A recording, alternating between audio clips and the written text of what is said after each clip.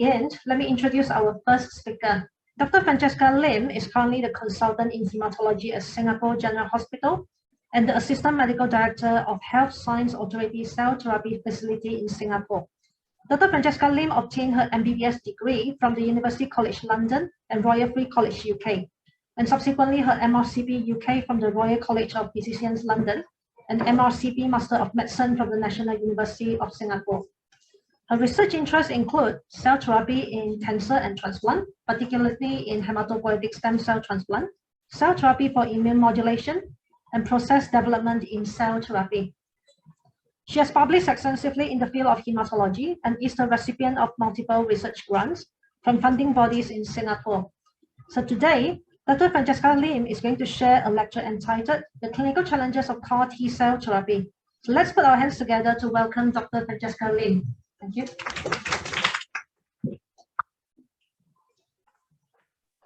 Great, thank you very, very much. I wish I could actually be over there with all of y'all.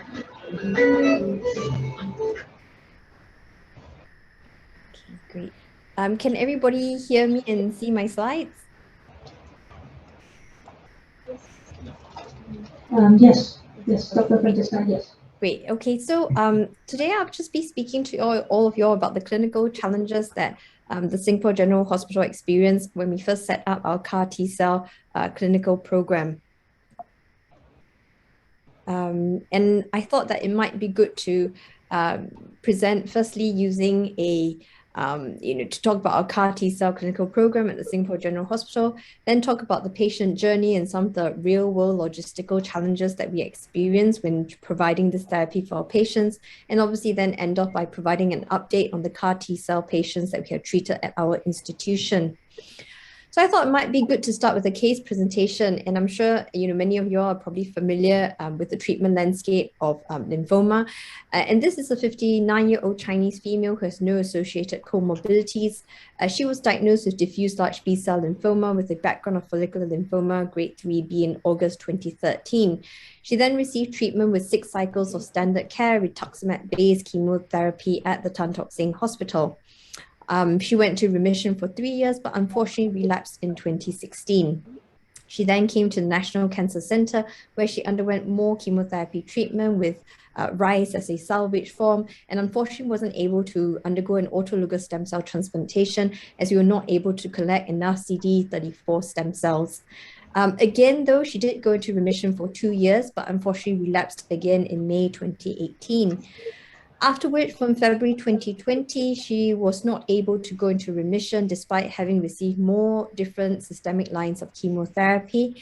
And unfortunately, in December 2019, when she had a repeat staging of her lymphoma with a PET-CT, she actually demonstrated increase in size and metabolic activity of the lymph nodes, which were in the upper abdominal as well as in the retroperitoneal regions.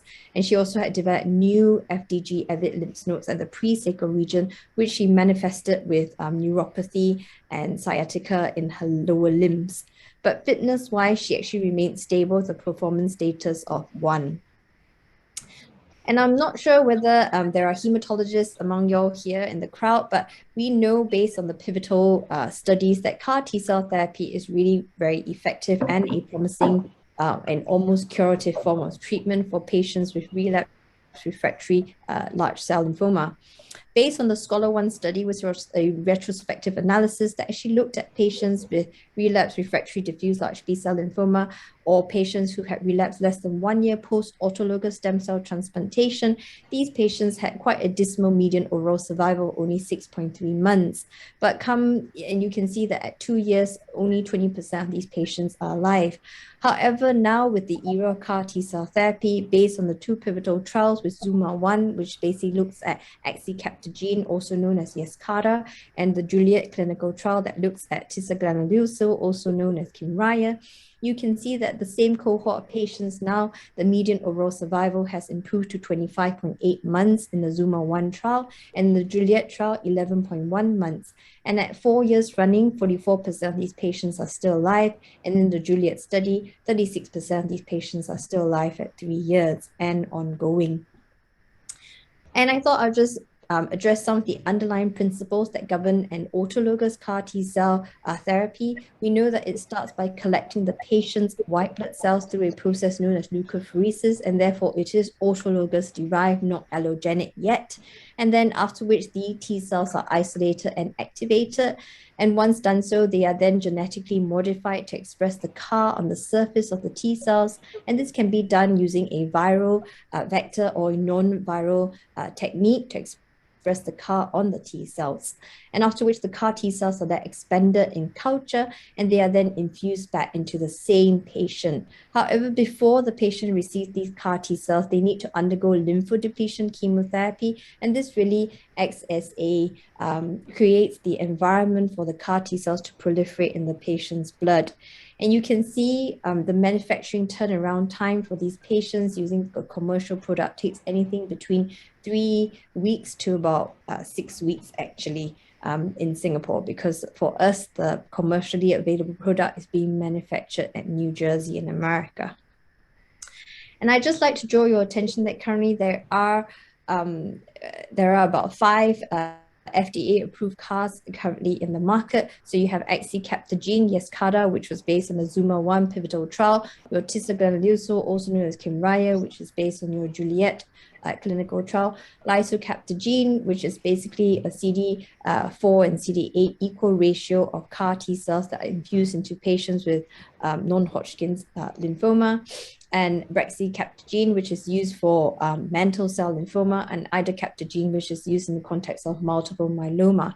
And just draw your attention that obviously the first 4 are FMC63, so they target the CD19, whereas obviously the idacabtagene targets the BCMA target. And you can see that there is a transmembrane domain, CD28 for Yescarta, for Kymriah, it's a CD8 alpha, and you can see that there are co-stimulatory signaling domains. So Yescarta uses a CD28, whereas Kymriah uses a 4-1BB. And I apologize that there's an error over here. Lisocabtagene also uses a 4-1BB co-stimulatory molecule. And of course, you can then see the essential T cell signaling domain, which is a CD3 zeta. And these are obviously second generation CARs that are commercially available. And again, just to draw your attention to this slide is that that CAR T cells have really transformed hematological malignancies. You can see that these patients now are getting an overall response rate of 50%. And most of them are hovering around 70 to 80%. And that's really, really promising for this cohort of patients who have seen at least 3 lines of systemic chemotherapy or are even chemotherapy refractory. And this then sets the scene for the clinical challenges when one decides to embark on a CAR T cell program. And rightly so, because at the end of the day, seeing the promising results of CAR T, it is probably an investment that a department would want to embark on, a hematological department that does stem cell transplantations. And therefore, before we actually decided to incorporate the CAR T cell clinical program, we had to think as to how we wanted to structure it in our existing bone marrow transplant program, which has been around for many years actually at the Singapore General Hospital.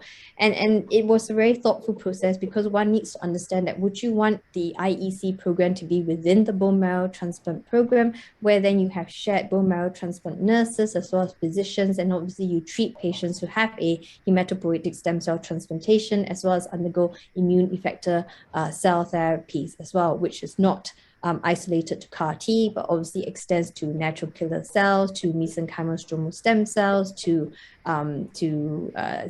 virus-specific T cells as well. Or whether at the end of the day you have enough resources and manpower to actually enable an IEC unit as well as a bone marrow transplant unit within your department of hematology, and therefore you may still share resources, but in the sense they are independent entities, and therefore you have doctors who are maybe just experts in IEC who manage these patients, and you have doctors who are experts in bone marrow transplantation who manage these patients as well, and therefore independent, but they share the same resources. Or whether at the end of the day in your department or in your hospital, there is emphasis to create an immunotherapy institute that takes care of patients who need immune effector cell therapies, and therefore you then have different units who can cater for these patients. And of course, there are advantages and disadvantages for each model that one decides to embark on. At our center, we obviously integrate our IEC into the bone marrow transplant service because at this point in time, we are starting out, our patient numbers are still not plenty, and we are still able to cope with the workload that we have at this point of time. However, come 5 years, 6 years, or even 10 years down the road, maybe at the end of the day, we may evolve to become a disease-specific services, especially where in the oncology landscape, we can see that there are more and more cellular therapies that are taking off in the solid tumor landscape.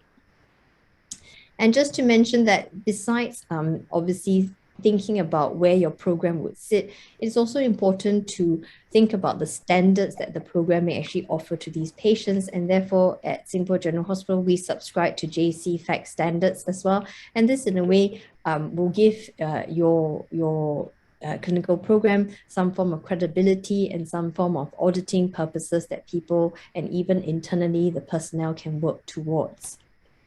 So at our center, Dr. Aloysius Ho is our program director of our stem cell and transplant program, and I lead the clinical CAR T cell as well as the immune effector clinical program at the Singapore General Hospital. And you can see over here that we have the clinical facility set up with the infrastructure, with the multidisciplinary team in place, with access to ICU facilities and personnel around the clock. We also have an in-house accredited collection facility where we can do our own apheresis collections, both for clinical trials and outside clinical trials, where it's just for routine clinical processing.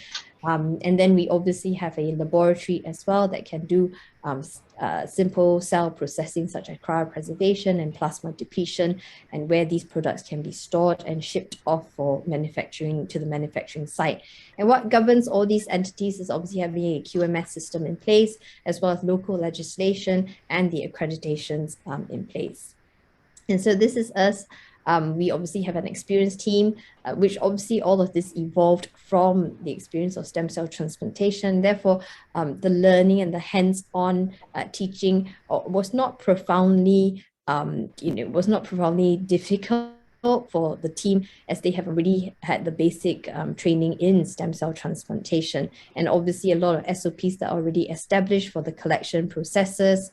But of course, we had to write new SOPs to take care of our CAR T cell patients, as well as how we actually do the collection and how we actually do the vein-to-vein, end-to-end administration of CAR T for our patients.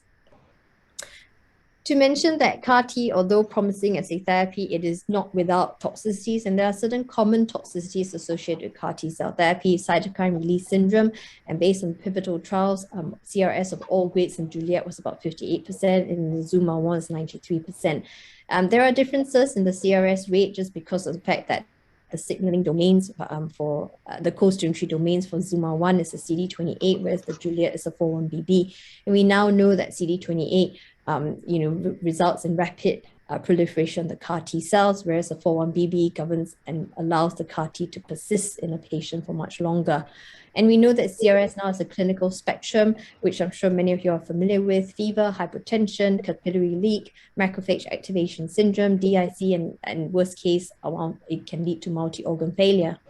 Another unique toxicity with CAR T cell therapy is known as ICANS, which stands for immune effector cell-associated neurotoxicity syndrome. And this again is characterized by certain clinical features of delirium, confusion, aphasia, global encephalopathy, seizures, and worst case scenario, cerebral edema and coma. And obviously with CRS and ICANS, it is graded. And hence a CRS of grade 1, grade 2, we can manage. Anything from grade 3 and 4 onwards, obviously this needs ICU intervention. And likewise for ICANS as well, grade 1, grade 2 can still be managed in the general ward. But once you hit a grade 3, grade 4, that needs to be managed together with a neurologist and a neuro ICU competent team. And again, in terms of the grades of ICANS, in the Juliet was 21%, and in the Zuma 1, 64%. Having said that, most of these are self-limiting. And of course, there is a algorithm to treat these patients.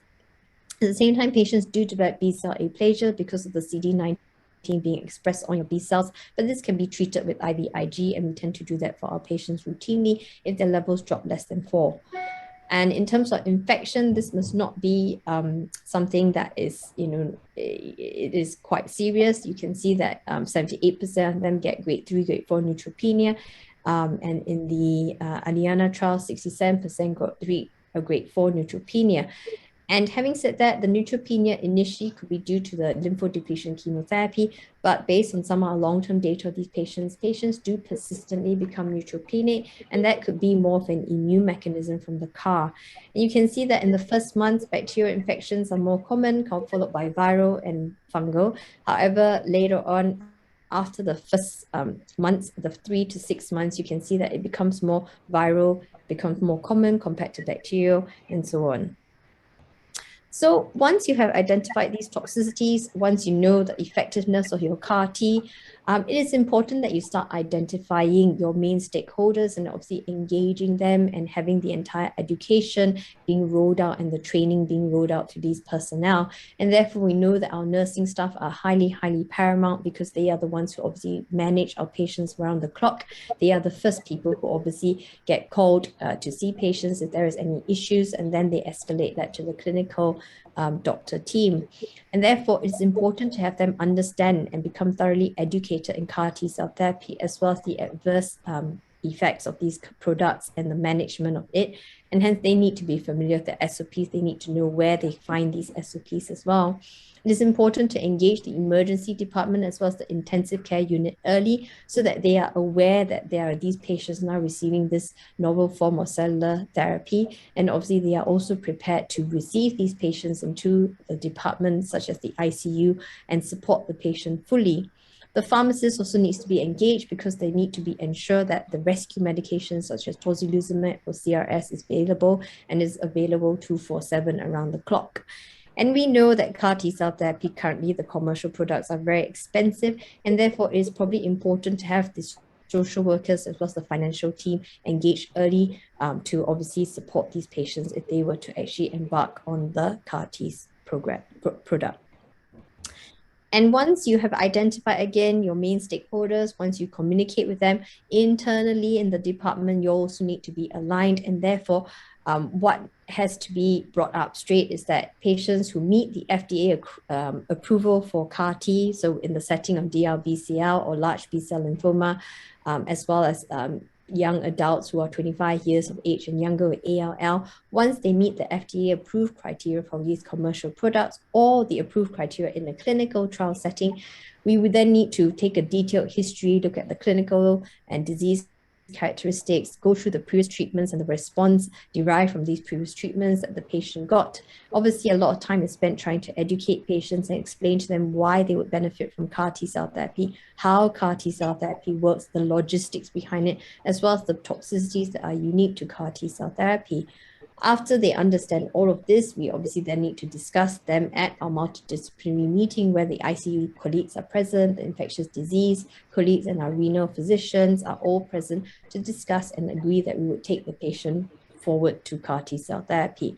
And what is very important is that the organ function of these patients as well as the performance status are very important, and this will govern the success of the product when the patients receive the CAR-T. And just to mention that currently what we actually have at the Singapore General Hospital, we have a HSA-approved commercial product, T-cell. We don't have access to the Yescarta just yet, but this is meant to happen come end of the year. In terms of the clinical trials at SGH or Sing Health, we were fortunate to participate in the phase 3 Belinda trial, which again, I'm sure you all are aware. Unfortunately, the results were negative results, but there were much critique about the way the cell therapy clinical trial was designed. And then we have academic CARs that we are manufacturing here at HSA at the cell therapy facility. And it's using automated processes. So one targeting against CD19 CAR-T and another one targeting CD19, CD22 with patients with relapsed refractory B-cell ALL. And at the same time, we also have access and availability to the BCMA CAR, which is an industry-sponsored clinical trial.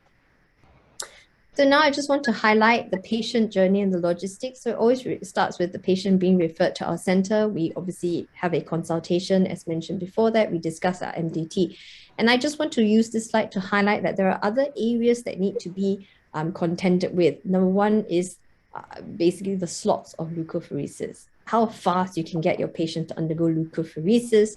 Number two, bridging therapy, which basically is from leukapheresis before the CAR is infused back into the patient, whether we bridge, who to bridge, how to bridge. And this form of bridging therapy can be a combination of chemotherapy, steroids alone, radiotherapy, or using novel agents. And I'll use some cases to illustrate such care.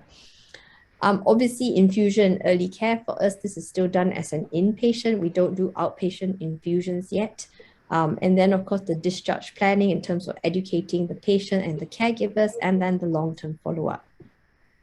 And so optimal management of patient before leukapheresis is very important because these are cells that are derived from patients. It's an autologous process. One needs to be able to appreciate that these are patients that are heavily treated before for their lymphoma with a combination of chemotherapy, or they even had maybe a stem cell transplantation, both in terms of an auto stem cell or an allogenic stem cell transplantation. And hence all these factors need to be thought through very clearly, because you can imagine that if you're going to use T cells to make the CAR T, these T cells need to be well fit and they need to be alive.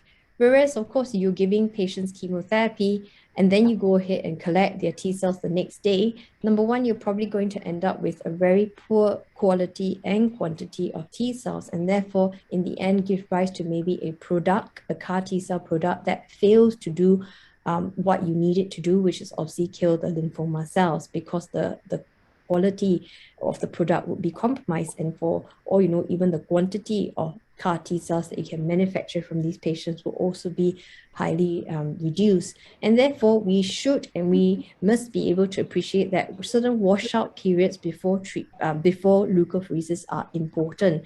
And we do stick to these time frames, just because at the end of the day, we don't want any therapy to be interfering with the production of CAR T cell as well as the efficacy of these CAR T cell products. The next thing to mention is the evolving role of apheresis. And we know that, with cell therapy becoming more and more prominent in certain diseases and not just in oncology, we can begin to anticipate that probably there are going to be more collections for different cell types and for different indications. There's going to be new protocols in place, and therefore the apheresis nurses, as well as the clinicians, as well as the laboratory personnel, need to be familiar with these new protocols. There will probably be new collection machines that will come over time. Currently, the Terumo and the Spectra Optia machine is still the one that is used and approved for collection of CAR T cells, mononuclear cells, but I'm sure there will be new collection machines in place. How we prioritize cases for this resource is important, and of course, how we plan moving forward for resource allocation and how we may wish to then expand the utility of apheresis units. And of course, there are challenges both in terms of donor or patient factors, which will obviously compromise the product at the end of the day. And therefore, even as we mentioned the washout periods, it's important that the nurses also continue to check to ensure that these washout periods have been adhered to, or at least the coordinator coordinating the CAR T cells for the patient. We need to make sure that these T cell impairing medications have been stopped well before leukapheresis. And of course, if there's going to be problems encountered during the leukapheresis because of these heavily pre-treated patients, and therefore sometimes we might not be able to collect enough mononuclear cells to make CAR T cell, and therefore maybe the patient needs another day for a second collection. And all these things need to be discussed with the patient. And again, this takes into account the resource planning and how best can we optimize lymphocyte collection moving forward. So the next area, which is of critical importance, is obviously the optimal management of patients before the infusion of CAR T therapy, and whether we bridge or not to bridge. And this is important because you must understand that you have already collected the mononuclear cells from patients, and these cells are already being manufactured into CAR T cell. And therefore, the last thing you actually want is the patient to actually die during this period whereby you are waiting for the CAR T cells to be returned to your center to be infused into your patient. And therefore, once the collection is done, you do need to anticipate whether you are dealing with a lymphoma that is rapidly growing, whether it has bulky disease, whether the patient is symptomatic, whether there is now whether there is now major organ involvement or obstruction like the renal or the liver, and whether there's going to be expected delays in CAR T cell production, for example, the COVID-19 infection, and hence, all these things need to be thought through and obviously taken into account.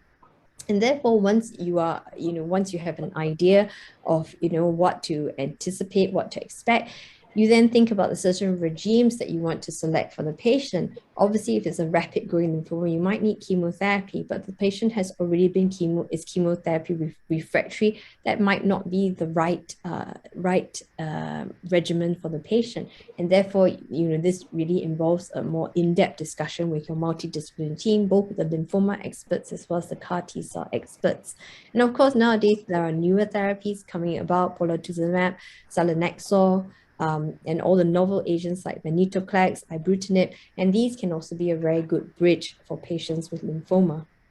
And of course, how you decide on the regime to select will obviously be governed on whether the patient is still sensitive to chemotherapy, the prior therapies the patient has received, when were those prior therapies that the patient received, regime-related toxicities. And that's also very important because the last thing you want to be doing is obviously giving the patient additional toxicities on top of the lymphoma problems that they're already having. So for example, if they're already having, some involvement of their kidneys with the lymphoma, and although you do want to give them a treatment that will help, reduce the disease burden in the kidneys and therefore improve the kidney function.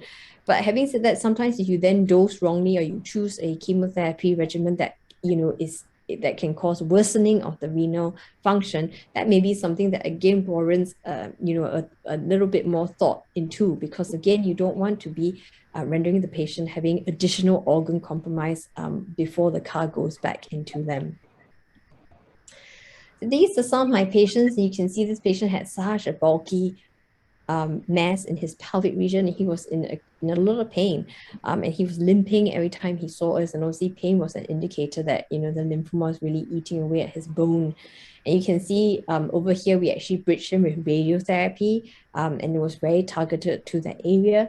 And after that, we obviously gave him CAR T cell therapy. And you can see 1 month after the CAR has been infused, there has been great response in this patient. And currently, I think he's now 3 or 4 months post CAR T and continues to show disease response with a W score, I think about 2 now, which is great for him.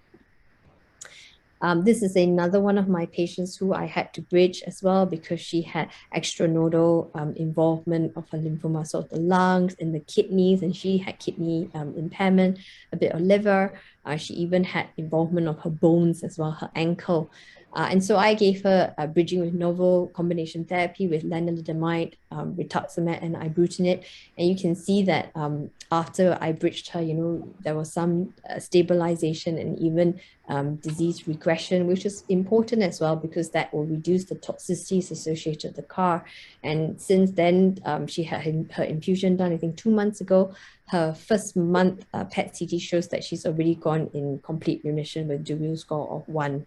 But of course, now looking forward to hoping that this is sustainable for the patient as well. So just to come back to our first case, so she was actually the first patient that we treated with using an academic CAR, and this was her baseline PET-CT. And at month 3, she still had actually new disease coming up here and there. But now, she's now about 2 years out or even 3 years running into her CAR. And she now has, no disease at all. She's got a W score of 2 actually. And at our center, we also then started to embark on monitoring of the CAR T in the patient's blood. And this is based on flow. And you can see at 11 months, there's still about 5.7% CD19 positive CAR in the patient's blood. We've also embarked on molecular monitoring of PCR for our CAR T patients.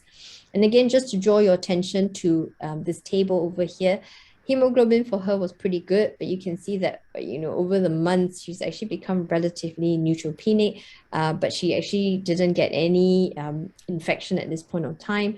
Platelet as well, you can see she's a bit borderline thrombocytopenic, but so far she hasn't had any bleeding incidences as well. And you can see her IgG levels have been quite low, and hence we have been replacing with IVIG for her. And this is the first patient that we treated with Kymriah, the commercially available product, and he's now about 2.5 years out, and he's also doing very, very well. And just draw your attention that so far we have treated 11 patients with the commercial product, and we have treated probably 8 patients with the academic CAR, and most of them are doing quite well. Majority of them had diffuse large B-cell lymphoma, and you can see that, of course, on the commercial CAR, the turnaround time much longer, whereas in the academic CAR, the turnaround time is shorter. It takes about 2 weeks and it's manufactured here in Singapore, so probably that's why. And it's obviously collected fresh and infused fresh, so we don't do any form of cryopreservation to these products. And you can see that a lot of these patients, had IPI score of 3 and more. And they had seen many lines of therapy as well, more than 3 treatment lines, and hence these were really quite heavily treated patients before coming to CAR T-cell therapy. In terms of the safety profile, not too bad. Yeah, we have majority of patients get cytokine release syndrome, but nobody has died from it. In terms of ICANS, we had 2 quite severe ICANS, one who had a lot of tumor burden in the bone marrow, and hence it was not unexpected that she developed ICANS.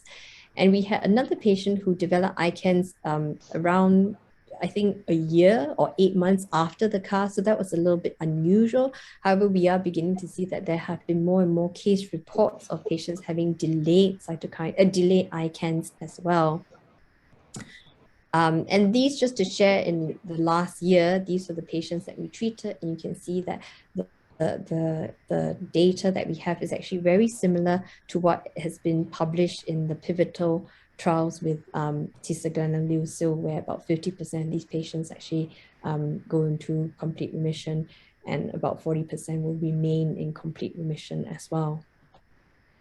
And again, just to draw your attention that now, as mentioned, we have gone on to the clinical trial for treatment of multiple myeloma. Again, very heavily pre-treated patients who have relapsed after auto, relapse after carfilzomab, and daratumumab as well. And you can see, again, just to draw your attention that although, promising therapies, but the toxicities are quite profound. She developed cytokine release syndrome and had a Tmax of about 40.5 degrees, and she was really, you can see, swimming fevers. We had to give her 2 doses of tocilizumab. At the same time, she also dropped her neurological status, and you can see here on the MRI brain, she actually had edema in the hippocampal region, and she actually received high-dose dexamethasone to obviously calm down the ICANS as well. And you can see here she became really quite hypotensive, and she did go to ICU for closer monitoring as well as for high flow oxygen. And again, just to draw your attention to the counts, as mentioned, day 0 was on the 13th of June. And you can see here that, they do become really quite profoundly neutropenic, where on the 16th of June, her white cell count is 0.52. The platelet also dropped to about 54. But you can see over here, nice expansion on the 20th of June. You can start seeing that the CAR T cells are beginning to expand in her blood, with a lymphocyte count of a percent of about 77.1. So she's doing really well, and she's now about, I think, 2 months out of the clinic. I mean, she's still in the clinical trial study, but she's 2 months after CAR T infusion. She's actually doing very, very well. June, July, August, September, about that 2.5, 3 months. So anyway, to summarize, I hope I've managed to impress on the group here the importance of having a structured and well thought through CAR T-cell clinical program, as well as an integrated multidisciplinary team to grapple with the toxicities associated with CAR, as well as to optimize the treatment and patient selection for these patients, to illustrate the patient journey, and that there are many aspects in the patient's journey where you really need to have quite focused attention on, and obviously the parts I mentioned were, besides the referral and obviously having that in-depth discussion with your patient during the first consultation, the multidisciplinary meeting, after which obviously the apheresis collection, after which the bridging therapy between apheresis and the CAR-T infusion. And of course, I didn't have time, but of course the CAR-T infusion itself and the follow-up is also some, areas that need to be, focused on for these patients. And lastly, I hope that I managed to, impress upon you that there are logistical challenges in managing these patients with the disease before apheresis and after apheresis. However, it's not impossible. It's just that there has to be very good communication between you, the patient, and as well as all the other key components in the CAR-T cell journey. And with that, I'd like to thank you all for your kind attention. And I'm happy to take any questions. Thank you, Dr. Francesca Lim. I believe we have now gained a better understanding about CAR-T therapy and well aware of the challenges associated with the CAR-T therapy. So we're now open for questions. Any question? Yes. Thanks, Dr. Francesca, for that very interesting topic. I came in a bit late, so I may have missed your first part of the lecture. But just wondering,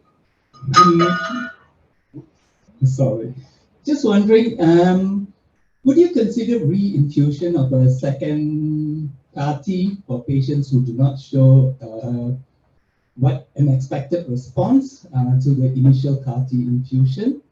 And the second one is, when would you consider, you've already producing CD19, CD22 CAR-Ts, when would you consider moving on to a CD19, CD22 CAR-T, the initial CD19 CAR-T, particularly in the ALL setting fields?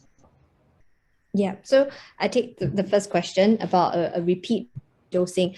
I think the reality is that, the cases that I have shared with the group over here, they're obviously a combination of outside of clinical trial and therefore in the FDA-approved setting, as well as within the clinical trial. So we just talk about the ones outside of clinical trial. So the FDA-approved indications for Kymriah, obviously it's meant to be a single dose and that's it. And hence, to be honest, we don't actually keep any cells, meaning that because the manufacturing is done by Novartis themselves at New Jersey, whatever CAR-T cells that we make that reach that target range that they have stipulated in their recommendations, that is basically what we infuse into our patients. So there are actually no cells left for these patients. But so we usually would just do a single infusion for the DLBCL. With the Kymriah for ALL, we have yet to treat patients just because I think we're more of an adult-centered institution. But for our patients who are adults with ALL, so beyond 25 years of age, yes, they usually are recruited into a clinical trial, which we have.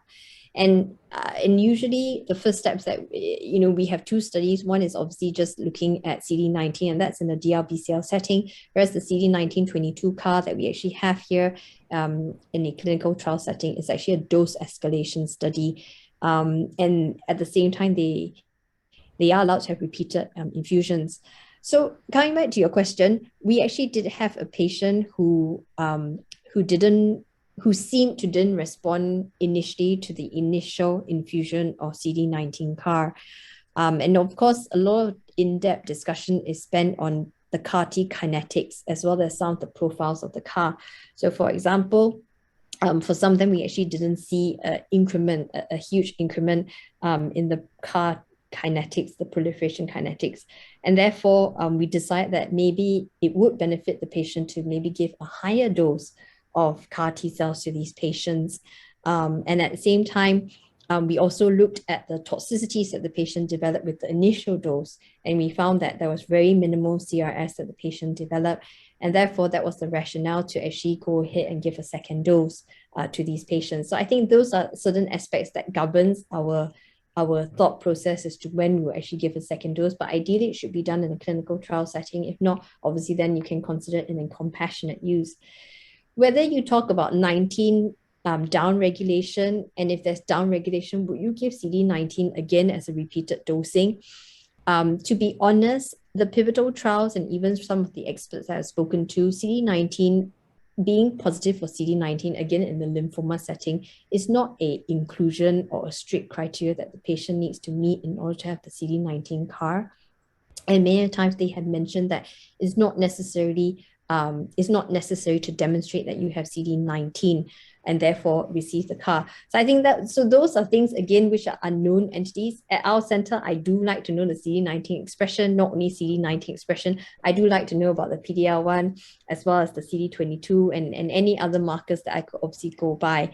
So I think that is for me. And hence, if the CD19 is not very bright on the cells, I think I would still go ahead. But if CD19 is not demonstrated at all, I think I would have my hesitations of giving the patient CD19 targeted therapy. Now, that's the first thing. Coming on to your next question about 1922, when we would move on, I think for the ALL, it's a little bit more, there's more research and support to govern that if you have CD19 downregulation and if you also express CD22, then automatically it would make sense and stronger evidence to say that you should receive you would consider letting the patient receive the CD19-22 CAR as opposed to giving another repeated dose of CD19. I think at the end of the day, there is good clinical trials out there and preliminary studies that already show that the 1922 is quite a promising therapy as well, especially for patients with ALL. Again, not so sure in the lymphoma setting. And again, I guess it just goes to show that actually the diseases are so different, and hence the kinetics and even the escape mechanisms in lymphoma and ALL are probably very different. Okay, thank you, Dr. Francesca. We have another question. Is there any difference between Kymriah and academic CAR-T, especially in your talk, in their genetic makeup? Yeah, so currently the academic CAR that we're actually using is the same. It's very similar to Kymriah, meaning that the signaling domains and the co-stimulatory domains are very same. So it's a 4-1BB and it's also a CD3 zeta. Of course, you know, the CD19 sequence. I'm sure many of you all know that, you know, Kymriah, I mean, that sequence was never ever patented, and hence, you know, a lot of the trials currently, or a lot of the science that is being published, is all based on the exact same sequence as Kymriah. So it is actually quite similar. Okay, thank you. And then Dr. Francesca, I think I have one last question for myself. So you mentioned for autologous-based therapy, patients would go through lymphodepletion first. So how much T cells would you need from a patient to initiate CAR-T production usually? And do you go for a mixture of T cell pool, or you go for a specific T cell subset? Yeah, so those are really good questions as well. So to be honest, we use the absolute CD3 count as a surrogate marker to allow us to understand whether we will be able to collect sufficient mononuclear cells and lymphocytes for CAR-T manufacturing. For the commercial product, again, they have such robust protocols in place, and hence they already provide certain target parameters that we need to meet. And it comprises of 3 of them: TNC, your CD3, as well as the percentage CD3, which obviously is CD3 over TNC. And hence it is really, you know, 1, 2, 3, and that's how I remember it, whereby the CD3% is 3%. Your TNC has to be more than 2 times 10 to the power 9. And your CD3 absolute is more than 1 times 10 to the power 9. So that's basically for the Kymriah product, and that's just a manual, and I think that's just the way they have calculated that they will be able to be successful to manufacture a CAR as long as you provide those minimal parameters for them. Yes, CARA themselves also have their own manual, which I think they have shared with us, but I cannot remember the numbers, but it differs from Kymriah. And even based on the BCMA CAR that showed you, again, there are very strict criteria. Again, it differs from Kymriah. But once you hit those levels, they are able to actually do the production. But in terms of the academic CAR, that's a good question. We actually used the same parameters that were initially used for Kymriah, only to realize that that's way too much for the manufacturing site. And in fact, we have been throwing away cells because that's just way too much. And therefore, we realized that for the automated closed system that is being used at HSA, we probably only need about, I think, 8 million cells, and that's still in excess because I think the amount that you can load onto the Prodigy machine is about 4 million, but we tend to just go double just in case there's cell death and cell loss along the way. But hence you can see, you know, it's a huge difference, you know, 3 times 10 to the power of 9, I mean, 1 times 10 to the power of 9 for the CD3 versus, just a million doses for the CD3 for the academic car. So big difference. But I think a lot of it is governed by your manufacturing capabilities and the protocol. Okay, Dr. Francesca Lim, is there any other questions? Okay, one more.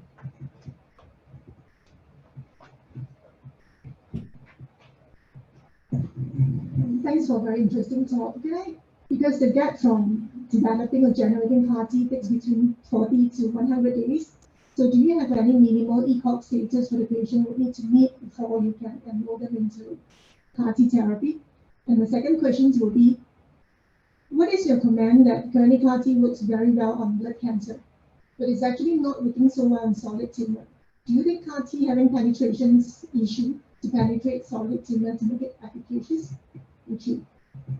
Right. Okay. So for the first question, sorry, can you repeat the first question again? What is the minimum ECOG performance? Yes. Okay. Yeah. So performance status is so important. Sorry, I got distracted with the solid tumor question. So yeah, performance status is very important. And to be honest, when we first started our CAR T-cell program, I think we were just very keen to, start treating these patients and giving them this therapy, which was, and these were patients who were so sick and had, already relapsed multiple times and seen so many lines of chemotherapy and novel therapies as well. But it was a lesson for us to learn that at the end of the day, the patient's performance status is so important in order to govern the success of CAR. So for me, a lot of times I like the patients to be out of bed more than 50% of the time, and they obviously need to have a performance status of maybe 2, and that is obviously in the context of still having disease. If it is disease related that is making them have a performance status of 3, then one must aim to try and improve the performance status to 2, and hence that comes your bridging therapy, whether you can achieve that. But of course, it's a fine line between, improving that to a 2 or making it worse and, become a 4 because of the toxicities. And hence, performance status to me is paramount at this point of time. And, our selection criteria for these patients have now become quite stringent in the sense that I make it a necessity that, they really can perform more than 50% of their ADLs. And, and I watch them really, really closely just to make sure that there isn't any deterioration. And if there is, why is it due to chemotherapy? And if it is, is it just short-lived and they will recuperate, or really it's because of disease progression? And if it's disease progression, again, we have seen based on our experience is that if you have disease progression while waiting for the CAR or into the CAR, patients don't do as well. So that's for performance status. In terms of the solid tumors, yes, I think there's a lot of excitement over there.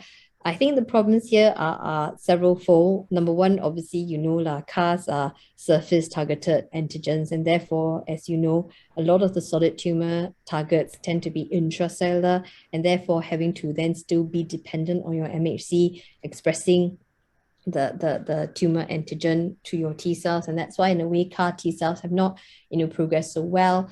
But a lot of people are now looking at T cell therapy, T cell receptor therapies, just because they are able to modify those and home in and recognize these intracellular cancer antigens that are then expressed for the TCR to recognize.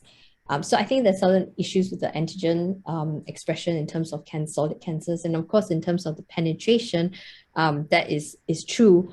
And hence, again, if we can maybe draw some parallels, which again are probably not 100%, but some of my hypothesis is that, in the lymphomas, if you have involvement in bones, I get very anxious again and a little bit jittery when we give them CAR because of the fact that bones are obviously quite solid, and there may not be the oxygenation, the hypoxic environment, and all that may be an issue.